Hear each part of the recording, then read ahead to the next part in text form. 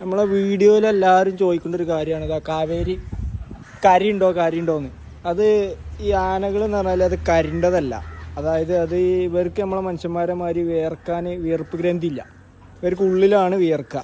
അപ്പോൾ അവർ ഈ പറഞ്ഞ മാതിരി ഉള്ളിൽ നിന്ന് വിയർപ്പെടുത്തിട്ട് പുറത്തേക്ക് നനക്കേണ്ട ഒരു രീതിയാണ് ആനകളുടെ.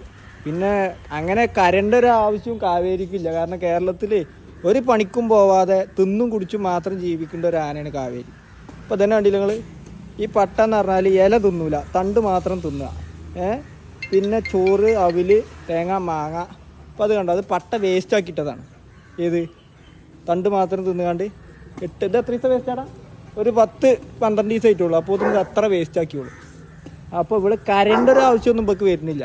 അപ്പോൾ ഇത് കരിണ്ടതല്ല സംഭവം, ഇത് ആനകൾക്ക് വരേണ്ട ഒരു സംഭവമാണ്. അത് പല വീഡിയോയിൽ പല വട്ടമായിട്ട് ഇങ്ങനെ കമൻറ്റ് കണ്ടു, കരിയാണോ